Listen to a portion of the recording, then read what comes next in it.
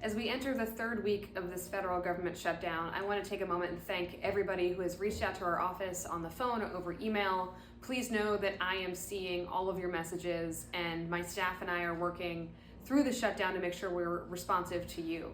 We've received a lot of phone calls and emails and outreach from current federal government employees who wanted to share their stories, but obviously have to remain anonymous for unfortunately obvious reasons. And so today on this episode of Calls With Your Congresswoman, I'm calling back those federal civil servants to hear their perspective and make sure you hear that as well. Thank you so much for reaching out to the office. You are one of thousands of people, and I greatly appreciate it. Could you start by just telling us what you called about? Yeah, I called because my husband is the branch chief in his organization, and he has now been working without pay for 15 days. Yeah. He provides an essential service for both national security and public safety.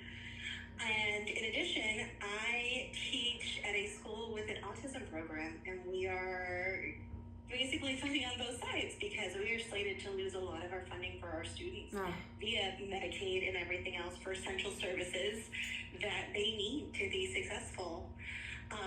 And so we just called to thank you because we are one voice and one public service family. And we know that you are doing your best to fight to make sure that kiddos like the ones I teach are getting what they need.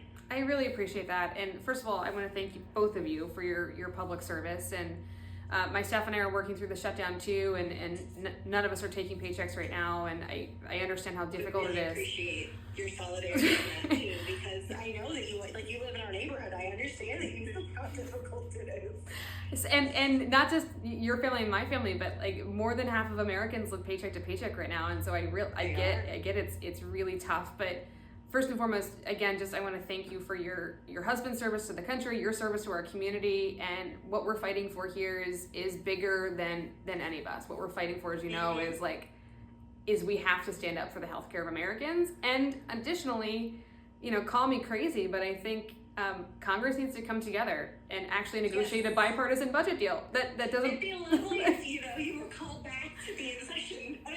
That'd be great. I would love that. I'm here in Washington right now. I'm coming back to my district in Annapolis later tonight. But yeah, my House Democrats are here. We had caucus this morning. The vast majority of us are here, but I haven't seen a Republican colleague in at least 2 weeks. So it's hard to negotiate and do our jobs. Yeah. No, yeah. But we do. We appreciate you fighting because I love my students, and they don't have a voice, and their parents are tired. Their parents fight for them all the time, and it helps to have people who are using their power to fight for them too. I appreciate that. Well, listen, I really appreciate reaching out. Please say hello in the neighborhood or at the grocery store or anything. Absolutely. But thank you, and I hope to meet you soon. All right, take care. Okay, thanks.